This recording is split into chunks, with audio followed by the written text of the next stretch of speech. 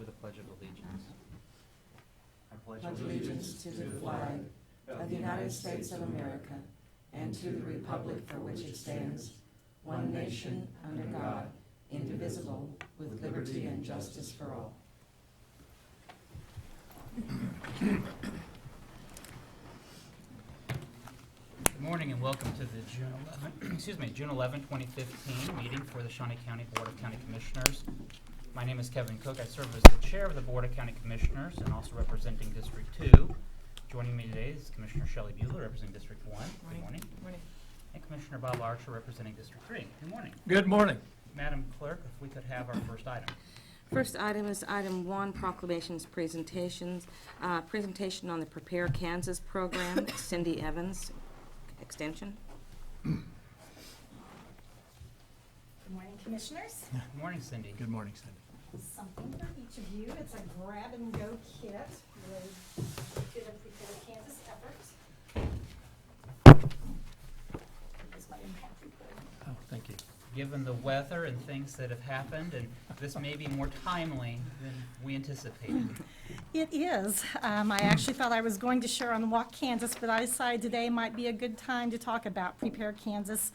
You know, we had a meeting Monday morning, the emergency operations meeting, and at that time, Commissioner Buehler mentioned that approximately 40 homes in Rossville may have been impacted with flooding. And this is a good time to remind people, as it was raining on our way in today, that there is still time to get prepared. Last September was the kickoff for the first Prepare Kansas program, and it is a statewide, program that we are starting. And as I say in this report, life in the heartland is not for the faint of heart. You know, in Kansas we think about tornadoes, but right now we're thinking about flooding and other kinds of things that can push people from their homes and that can also cause loss. And so the things that people can do to get financially prepared ahead of disaster are these 3 things that I mentioned, that we would like for them to review their insurance coverage, create a grab-and-go kit, and to do a household inventory. And that's the one I wanted to feature most today. We want people to do something because of the programs that we do. We want to measure an impact. And so last fall, I started the Prepare Kansas program, but it's really timely at any time. And in the spring here, I've done a number of programs. 34 people have emailed or come by the office and shown me their home inventories. They've taken action and got started. And so even though 34 may not seem like a large number, I think about for the 40 homes in Rossville, if all those families have had an inventory in place, the impact can be really big. The insurance companies will tell you, and I've quoted them here from their surveys, that 90% of homeowners think it's a good idea to have an inventory, but only 41% have them in place. And that the insurance agents say that they will pay better and faster, 50 to 100% faster, if people have an inventory in place. So those are the things that we are working on as we teach this lesson. In your grab-and-go kit is an inventory book that comes from the Kansas Insurance Department, and also the lesson materials that were developed by K-State Research and Extension to be used on a statewide level in all the local counties on getting financially prepared ahead of disaster. I'm available to speak to community groups anytime about getting prepared. And these kits were made available with a grant that I got from State Farm. Can I answer any questions? Well, I know that Commissioner Buehler brought in her to-go bag on Monday in preparedness and showing and getting the word out. And I know that these are good things. People don't plan for emergencies like we should. We always think it's going to happen to somebody else, or it's not going to happen to us, and then it does. Yeah. And so I think this is a good reminder of having everything in a place. And Cindy, does the extension office, outside of offering, if the people want to come by, are they able to pick up something just like this, or are they available? How do they go about something like this? I could find a way to teach them the lesson, and they could show me the home inventory. I'm just asking people to turn in a few pictures to document that before I will give them the kit. That was the requirement from the grant, was not just that we give it to everybody when I go out and do a program, but that, your exceptions, because you're special, okay? Well, we always But say that that Commissioner people- Archer is exceptional. But they wanted documentation that people have done something, and so I do have that documentation, and I can work that out with people. So I would like the public to know that I could do programs and then find a way for them to get their documentation to me. Many have emailed me the pictures, but some who don't work with email yet have actually scheduled and come by the office and shown me their pictures. Thank you for your time. Before you leave, Cindy, this grant, does it go out, was this something that was awarded to every extension office, or was this something that Shawnee No, I made a County- personal contact with an agent here, and he got me in touch with the Kansas, Missouri office, and I wrote a grant for it. Okay. And I know that So we're the that's- only ones in Kansas that had it. I think that's important to highlight. A lot of times, I know that the K-State Extension Office maybe doesn't get the recognition that it should of all of the work that you do to try to go out and find grants or programs and do things, as we learned, to make the Shawnee County Extension Office the best extension office in the state of Kansas. And so I think this may be just one of those things where, how do we make a urban county, I mean, it has rural components, but how do we make an extension office relevant to an urban county? And I think that this is a good example. Commissioner Archer? I was Thank just you. going to say, thank you, Mr. Chair, for your comments. I think they were positive, but You just, yeah. Oh, okay. Oh, yes, yes. what we did several years ago was we actually made a videotape Yes. of all the personal property we had in the house, and it wasn't the caliber of Rocky or Eric, but I think it did provide evidence in case we ever had to make a claim. But the point is, that was many years ago, and no matter if you do it on paper or a videotape, you probably need to make a conscious effort to update that as your property changes. So that was my only point, was our agent said, you know, if you do a videotape, if you have evidence like that, it will help if you ever have to make a claim. That's great. You guys are teaching my program for me. Thank you Oh. so much. That is, no, it's great comments, and I appreciate the support for that. You know, I hear things when I go out and teach the programs that people share, and, you know, some of them have mentioned how their insurance companies have an online storage now, so that once they've taken their videos or photographs, that they can upload those directly to their insurance agent's site so that they have those on record. Because one of the things that we always worry about is that I'm gonna take all these pictures and they're on my phone, then the tornado comes through and takes my phone or my camera, whatever had the documentation on it as well. So we encourage people to store those things in at least 2 different physical locations, but if you can store them in an electronic location, you know, up on the web where it's secure, then you can be certain that they'll be there for you as well. And that's a good idea. We actually put the videotape in our safety deposit box. Great. To keep it off premises. So, thank you, Mr. Chair. You might also tell the public, you're part of emergency support function, which. 11. 11. Yeah. And what does that include? It's agriculture and natural resources, and there's actually been, you know, 3 different components that we have worked on. Leroy Russell, Lori Chandler, and myself are serving as the reps right now for Shawnee County Extension. Leroy's role with ag and natural resources relates to a lot of animal components, that if they have to be evacuated, or if there is bird flu, if there's a, you know, bovine virus, anything that comes through that would do a stop order, he's going to be in charge of trying to find locations for animals, or how to keep animals safe and how to keep the public safe. Lori has been taking care of a lot of the national historic sites that are registered. Have to have a plan on hand for what happens in a disaster, so that those important components that are historical are preserved. She works on that, and I am with the food component. If the Red Cross pulls out, which is typical after about 48 hours, and we still have a need to feed the workers who are responding to the disaster, or if people have been evacuated to shelters, then I will be helping to coordinate that, likely with someone like Jim Green or others who are there, determining where we can get food, how we respond to this disaster in a food-related way. Again, I just think the more information the public has, it's not just about the response. It's the mitigation, the preparation, the response, and the recovery, and all the emergency support functions that meet on a regular basis throughout the year, constantly planning, constantly preparing for circumstances like this. And you use different parts of the plan depending on what the the situation is, so. That's right, and the new Adobe Connect is really It's awesome. interesting, because with this flooding, I was able to sign it at work last week, but I also have it on my phone. So as I left work, I was monitoring on my phone. I already have it up, and open on my phone now, monitoring what is happening in case they need to call us in or there's a need for us to respond. Right. Thank you very much. Thank you, Cindy.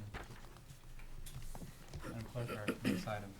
Item 2, unfinished business. Number 1, consider approval of request for authorization of to negotiate services with CBIZ for a compensation study at a cost of $63,400. Human Resources. Good morning, Commissioners. Jim Crowell, Interim Human Resources Director.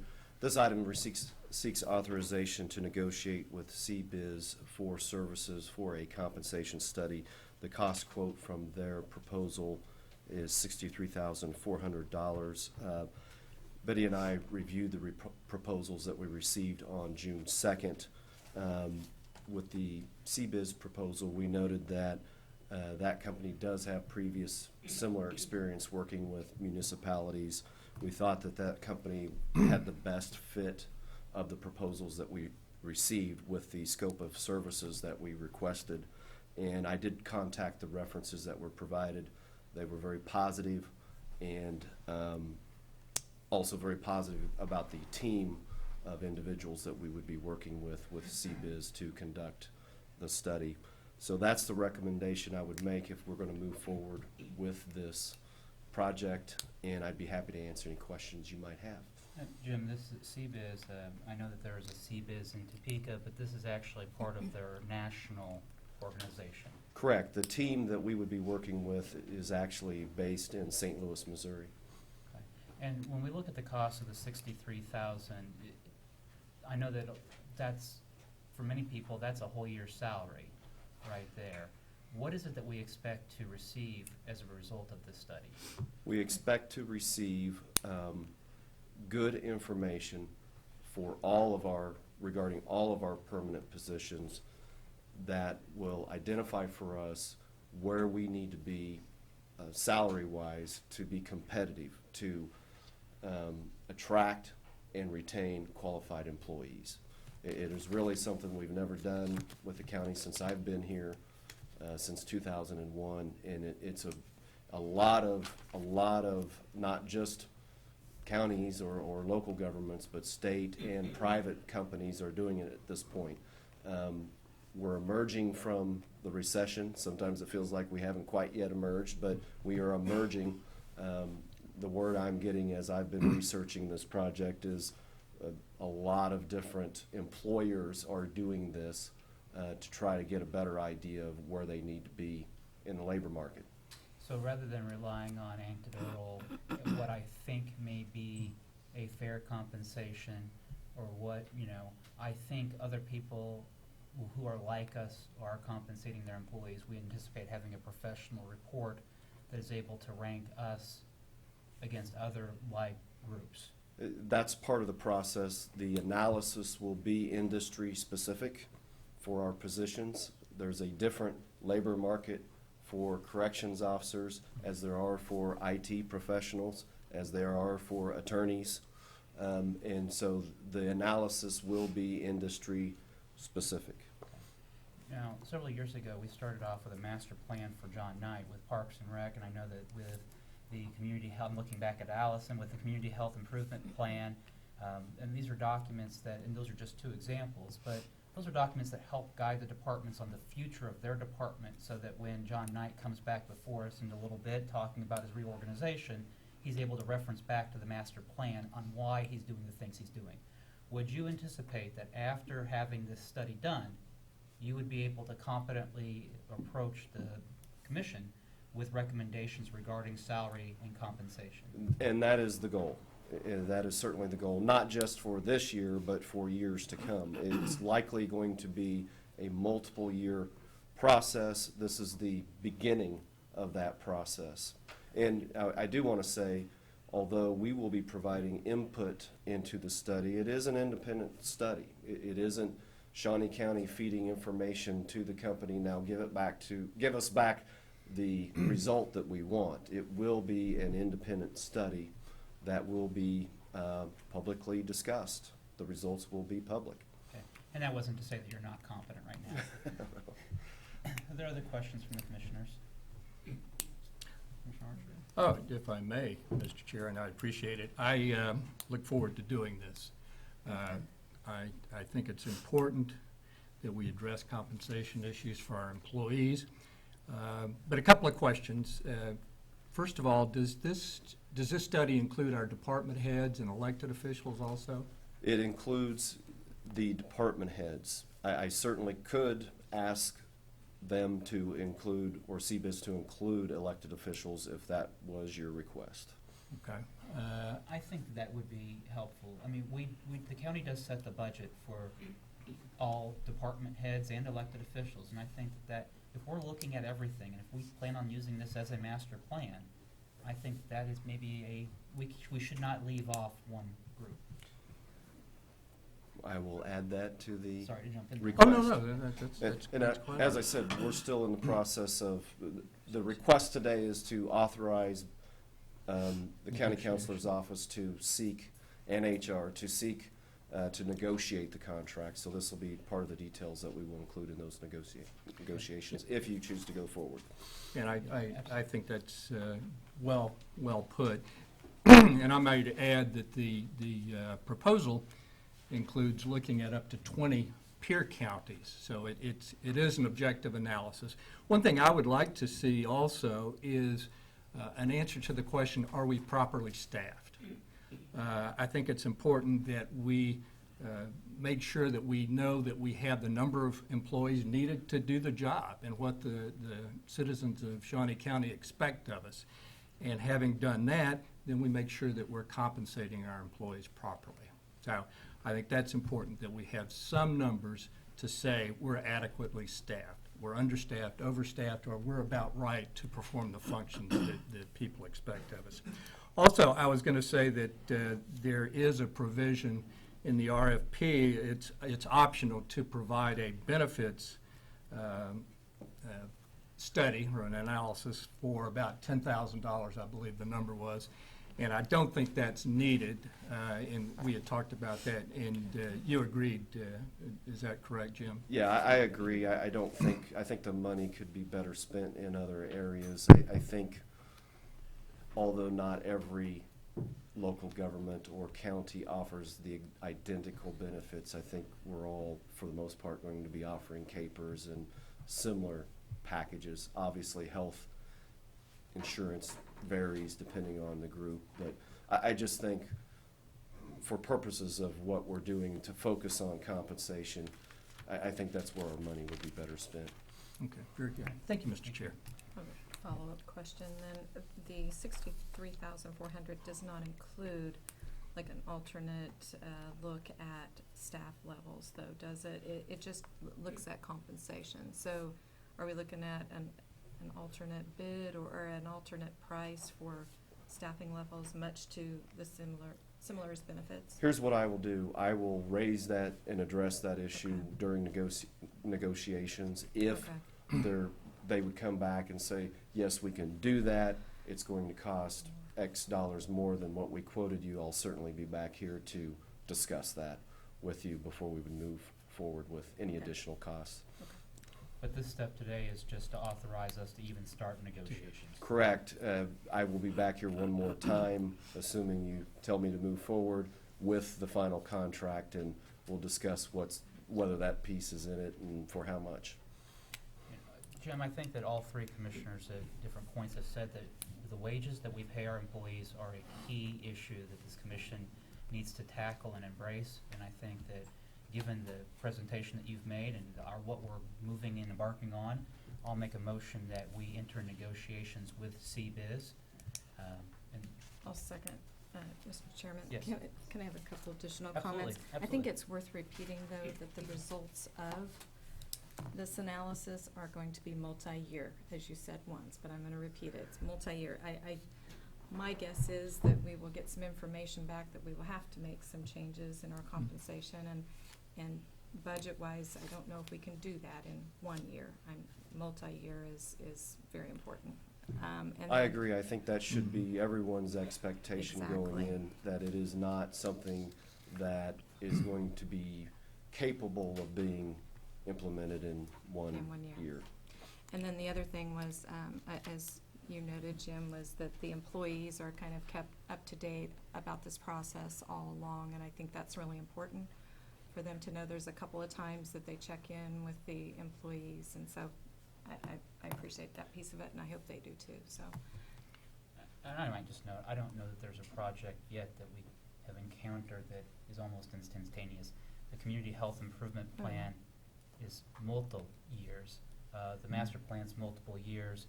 Even the jail accreditation, it takes us a long time to get there. I don't know, Tom Block tells us building a bridge takes 2 years from the time we start, and sometimes longer. So I think that looking at compensation should be thought of in the same way of any major project. Right, and you're absolutely right, and I appreciate you bringing that up. I worked with Hay and Associates personnel firm for a number of years in certain projects, and it is not, it is common for approaches like this to take several years to do. So I think that's a good point that needs to be made. So, thank you, Mr. Chair. So a motion has been made to authorize negotiations with CBIZ by Commissioner Cook, seconded by Commissioner Bueller. All in favor, say aye. All opposed, it passes 3-0. Thank very you. much, Jim. Next item. Item 3, consent agenda. Motion to approve the consent agenda as presented. Second. Motion made by Commissioner Archer for approval of the consent agenda as presented, seconded by Commissioner Bueller. All in favor, say aye. All opposed, it passes 3-0. Next item. Item 4, new business. Item A, County Clerk, number 1, consider all voucher payments. The vouchers are totaling $683,129.41. The majority of that is in pooled cash with our capers, $366,125.75. After that, bridge project, $69,361.82. And then Parks and Recreation, $67,208.19, and a large majority of that is with the Umpire Association. So I have no questions, move for approval. There's been motion made by Commissioner Bueller for approval of the vouchers, Second. seconded by Commissioner Archer. All in favor, say aye. All opposed, passes 3-0. Next item. Item A2, consider correction orders. I'll make a motion to approve the correction orders. Second. Motion made by Commissioner Cook to approve the correction orders, seconded by Commissioner Bueller. All in favor, say aye. All opposed, passes 3-0. Next item. Item B, Parks and Recreation, number 1, consider authorization and execution of contract C-219-2015 with Burns and McDonnell to provide design services for the development of vegetation mats that will be used to improve water quality at Lake Shawnee at a cost of $3,200, with $3,000 covered by a grant and $200 covered by the Parks and Recreation operating budget. Good morning, Commissioners. John Knight, Parks and Recreation. If you recall, back before Christmas, we applied for a grant to help with the water quality at Lake Shawnee. This contract is with Burns McDonnell to develop the specifications for the vegetative mats that'll help with the non-point source pollution that gets into Lake Shawnee.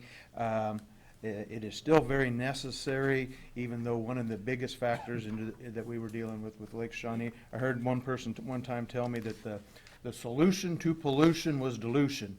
We've had several billion gallons of water over the last couple of weekends go into Lake Shawnee. We're completely full. So we are helping, Mother Nature is helping us quite a bit with that, but we still need to put these vegetative mats, and the cost to the county, as you can see in the memo, is $200. Be happy to answer any other questions you may have. Are there any questions from John regarding this item? Move to approve. Second. There's been a motion made by Commissioner Archer for approval of the request, seconded by Commissioner Bueller. All in favor, say aye. All opposed, passes 3-0. Next item. Item B2, consider authorization and execution of contract C-220-2015 with Rod Peterson to provide music on September 20th, 2015 for the Friends of the Ted Ansley Garden Group for a fee of $300. Commissioners, this is a service partner agreement for a band to perform at Ted Ensley Gardens for a fundraiser. Be happy to answer any other questions you may have. I'll make a motion to approve the request. Second. Motion made by Commissioner Cook, seconded by Commissioner Archer. All in favor, say aye. All opposed, passes 3-0. Item B3, consider approval of new organizational structure changes within the Parks and Recreation Department. Commissioners, you've mentioned it several times this morning, and I know numerous times, most of the items that I come before you with, at least recently, have addressed the master plan. As we begin implementing that master plan, it's become very apparent and even recommended in the master plan that we look at our organizational structure. This is a pretty lengthy request that I have in front of you. Some of the pieces are moving pieces and may change as we go along. What I'm asking you to do is to, one of two things, either provide Parks and Recreation, specifically what I asked at the end, which is to create a couple of new positions, not backfill them, and then I'd come back before you again, or I'm also asking in the, maybe more efficient, if you allow me to make these organizational changes, not backfill any positions that are vacant, work with Betty Griner's office to make sure that I stay within the allotted budgeted amount, work with Jim Crow in the Human Resources Office to make sure any changes that we make fit into the Shawnee County's policies and procedures for positions, and that we don't exceed any of our full-time equivalent employees.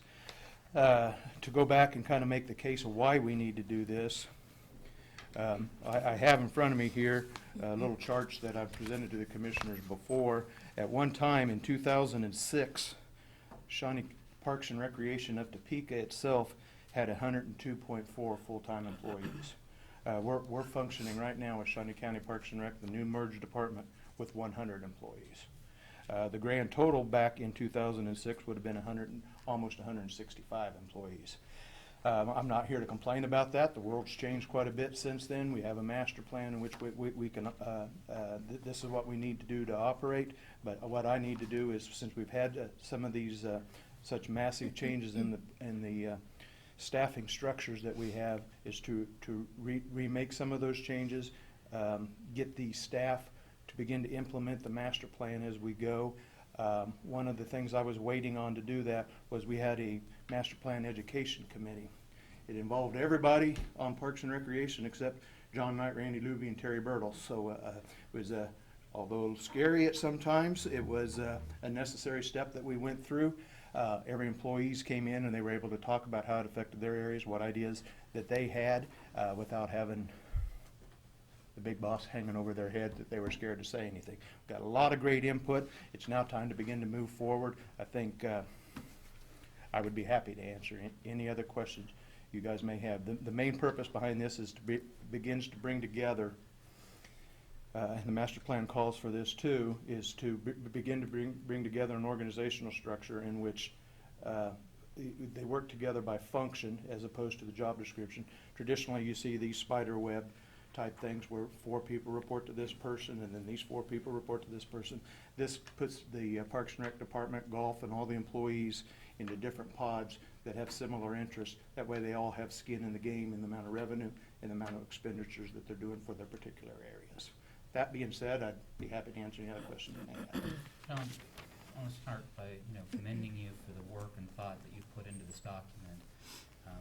But when we talk about the number of employees that Parks and Recreation has now as to what they had previously or what there was under the City of Topeka and Shawnee County, I think it's important to recognize that you have been able to find some operational efficiencies. You were able to streamline some of the operations, and that's what we saw from the consolidation with the work put in by Commissioner Bueller and Commissioner Archer. I think that's to be commended. And really highlighted in the presentation last week that Susan brought up here, how we were able to take full-time employees and contract some of those services out and do it much more efficiently for the taxpayers. And that was the second point that I was going to make. I'm is sorry. We have mowing. Never interrupt the commissioner, doggone it. We've got mowing that we do now, that we contract out. Some of the daycare services that we had, or childcare services that we now contract out, that we were able to find efficiencies in operations with, even down to the Helen Hawker Theater, with partnering with the Topeka Civic Theater. So we found some operational efficiencies, but I think this is the next logical step in that. How do we make sure this is a manageable organization? This is a whole industry and business in and of itself. And so I want to commend you for the work that you put into this document, and I know that you'll be working very closely with both Betty Griner as the Administrative Services head and with Jim Crowell as our interim HR director. And so, but it's going to be a team, just like your teams. And everybody on the staff also knows and they're aware of the previous item that was on here, and some of that may change. We may come back and find out that we're need to reduce some areas, not necessarily staffing areas, but the pay scale that they're in, but there may be some other adjustments as well. So we'll make the changes what we think it needs to be right now, but we certainly know that that may change in the coming months with what Mr. Crowell's doing. Commissioners, this is your baby. Here we are. Yeah, I'd like to compliment Mr. Knight also for a number of things, but for working so hard to make the consolidation a success, by getting the master plan done, by implementing the master plan, by linking reorganization or new facilities or whatever it happens to be to the master plan. We all committed and pledged that we would follow that master plan. So I wanted to compliment you. But the bottom line is we're providing much better service that costs less. I mean, wouldn't it be nice if every organization did that? And that's what we're doing in Parks and Rec. And I'll compliment Mr. Knight also. Thank you, Mr. Chair. Thank you. Commissioner Bueller? Well, I compliment you for stepping out of the way and letting the employees learn more about the master plan. I think that was important for slowing down just a little bit, and for Josh and Susan, Olivia, some new rising stars in Parks and Recreation to step up and to have those educational workshops with everybody from who's mowing to who's an aquatic facilities director. So I think everybody in Parks and Recreation knows there's a master plan. They know how it's changing business, and that's going to help us then tell the public how Parks and Recreation is different. And I really think this is all setting everything up. You're building a really great foundation. This is good.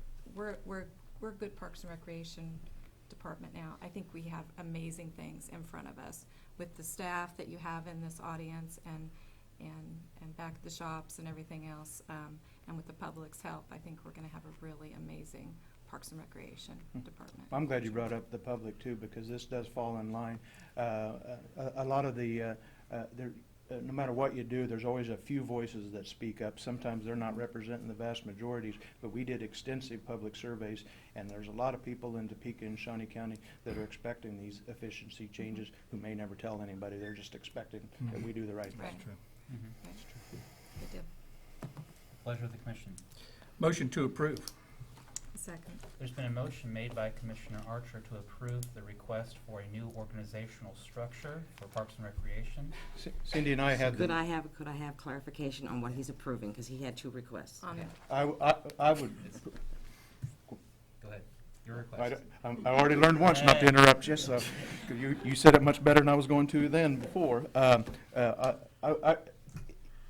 For efficiency's sakes, it would move faster if I was able to sit down and work with them, as long as I stayed with FTEs, in my allotted FTEs and my budgeted dollar amount. But I understand the commissioners have a long history of approving every single position, but that might mean 15 or 20 trips back to you guys. I'll leave that up to you guys.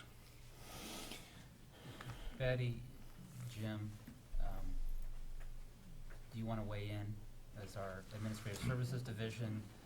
Looking at the budget, Jim Crowell is our HR director. By the way, I'm just as afraid of Betty Griner as I am you three. Betty Griner, Director, I meant that Administrative in a nice Services. way. In a nice way. My concern is his budget and that he stay within that. I do not have a problem with a blanket approval as long as it stays within that budget for that, we call it a MSA, for that, all, the salaries, the benefits, that whole package, that category. Now, I think Jim may need to address a resolution we have and whether it falls within that resolution. Well, I believe this is Jim Crowell again, Interim Human Resources Director. I believe what Ms. Griner's referencing is the reason why all requests come here for opening, closing, changing positions is because of what we call a hiring freeze resolution that was put into effect years ago. And it's your resolution. You put it in effect. You can alter it, change it, or give specific approval in this instance to do business differently. I'm going to try not to say the words compensation study as much as Mr. Knight says master plan. But as part of reviewing this reorganization, I think part of the process would be, let's do the compensation study. We'll be reviewing the positions that the new positions that he's proposing, the organization that he's proposing, and we can do that right in line with our study and come back with good information. So that would be the caveat that I would put in it. I would like to have a little bit of time to run his proposed changes through the study and see what information we get back and do all of that at the same time. Commissioners? I don't know if that helps. John? I would, what Jim said is exactly what I had envisioned as well too, is run all of these by him as well, and he figure out where they fall into the study as it comes along. So at this point, we could take the action of approving the reorganization of your department and how you have it structured. And we could address either the compensation or reassignment of job titles or not, letting those come back before the commission at a later time. If that's what it requires, I would ask that we do 2 or 3 of these positions that you see listed on there. That no more significant changes are going to happen until we start on this road, and we need to start on this. That's why the actual written request in front of you has to open up, create 3 new positions, change 1 position, and reorganize 1. Commissioner Archer, are you? And not backfill those positions. If they come from an in-house employee, that position will be eliminated. Then we'll go back to the master plan and see what's the next immediate priority and begin putting that together, and then work with these 2 offices to make sure we stay within our FTEs and budgeted dollar amount. Your motion. Yeah, we had an IT reorganization plan, and I don't recall that every change that had to come back to the commission at that point. Is that your recollection, I don't- Mr. Chair? I'm looking at Pat Oglander. I don't think that it did. I think Yeah, we approved it. We asked for approval to Sorry, you can't talk from back there.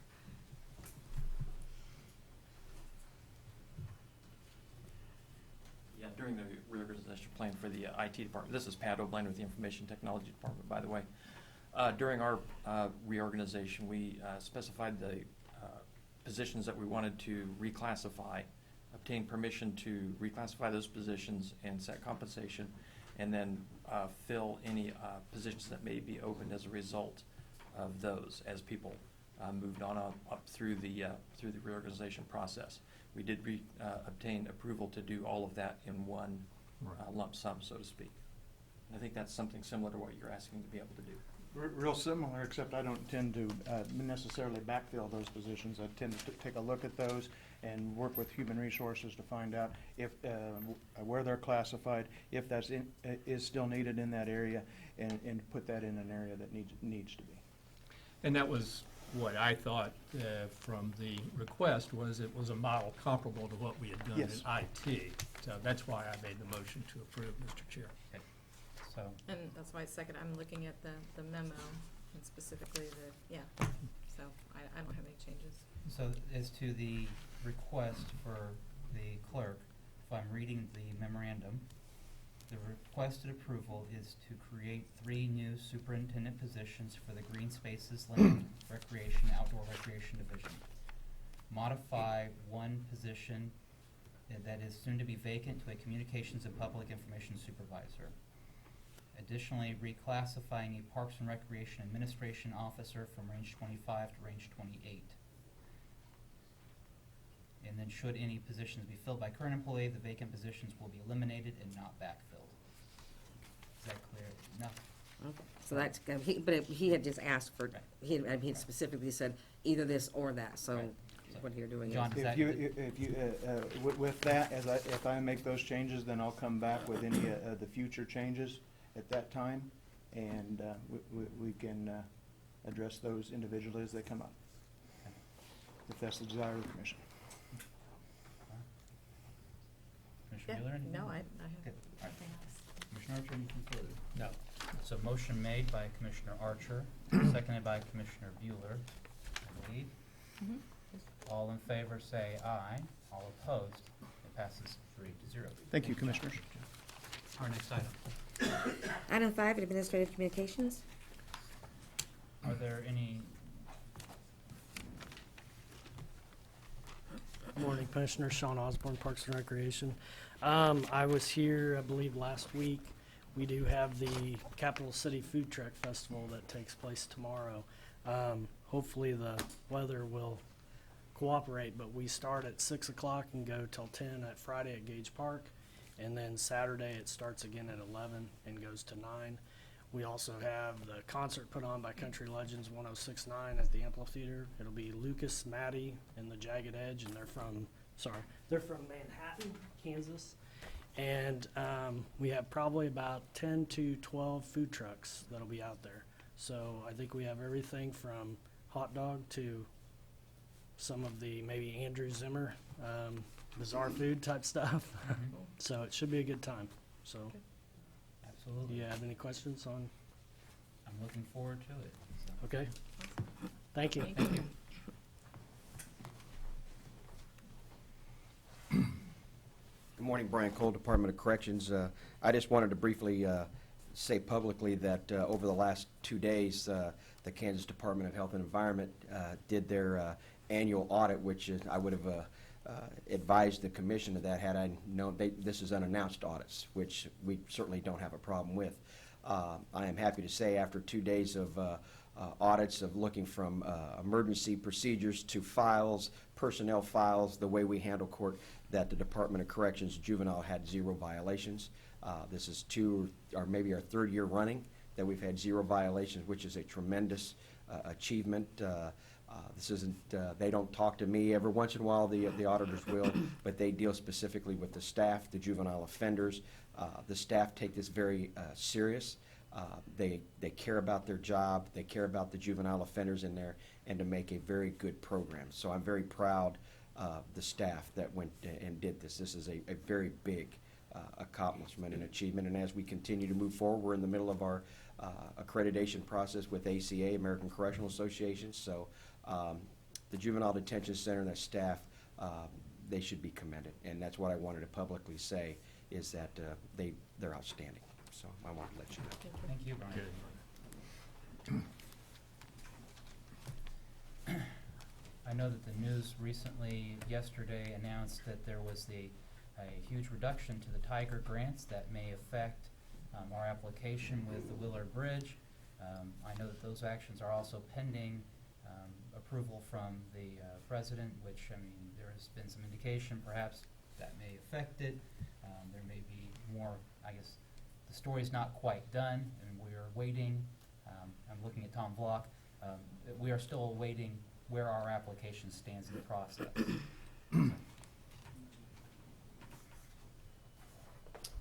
Yes, good morning, Commissioners. Tom Block with Public Works. That is correct. There was some information out in the media talking about Congress possibly cutting the Tiger Grant program, which is true and correct. It looks like they're looking at doing that. However, what they're looking at doing is cutting the fiscal year 2016 program. Our application, which I have here, and I guess I'm not sure if I told you Monday I would bring a copy down, and I have. I probably really need to submit it through consent agenda, so it goes into the clerk. So I will get that on a future meeting here very soon to have it officially given to the commission. But our application, which is here, is for fiscal year 2015. So I don't believe there's any reason for concern that the drastic reduction in the Tiger Grant program for next year should have any impact in the funding that's been slated for the 2015 program. doesn't mean our chances necessarily are going up, but it just means there still is more money in the 2015 program than there will be in 2016 if those cuts do go through. All right, thank you. Is there any other administrative communications for today? Commissioner Archer? you have- Couple of things. That's a good example of where reporting can always use more research to make sure they get the story right. I was disappointed to read that. Second, I'd like to say I am enthusiastic about the compensation study. I talked to Jim and Betty about it earlier, and this is the kind of project that shouldn't be done by a committee. It should have one person that's in charge, that's accountable, that makes sure it's done and done right. And Jim has accepted that responsibility, and I wanted to publicly thank him for doing that. So that's all I have, Mr. Chair. Thank you. Well said. Commissioner Bueller? Girls State is visiting Shawnee County this week, and yesterday had the opportunity with the Register of Deeds, the county clerk, and the sheriff to be on a panel about career choices, and we were there being grilled by the girls for about an hour on lots of good questions, but it was a pleasure to see all of them. I think over 300 girls from across the state, so pretty exciting, and I think they are visiting the county tomorrow. I look So, forward to we welcome them. giving them a tour of the courthouse, as exciting as that can be. It was great. That was my administrative communications. We're going to give a tour tomorrow of the courthouse, talk about the functions breaking out with the clerk, the Register of Deeds, the sheriff, the treasurer, different services in the, I believe, the district attorney's office, and talking about all courts, on what our functions are and what is government, Yeah. and how do we function. Right after we left, they were getting the results of their election, so yeah, they were excited. They were more excited for that, I think, to find out. So, and then also just to really look forward to where we stand. I think that, as Commissioner Archer said, when the news comes out about Tiger Grant cuts or actions that are beyond our control, don't rush to judgment. Wait until the process has gone through. And so we still look forward to our application with Congress for the Tiger Grants to see where we stand. We look forward to that as we progress forward with Willard Bridge, also planning on whatever our contingencies are. And to let the people know, Shawnee County, we are looking at all contingencies and how we address the very serious problem of the Willard Bridge. So that's all the administrative communications for today. Next item. Item 6, executive session. Is there a need for an executive session? Seeing none, there's no executive session. We are adjourned.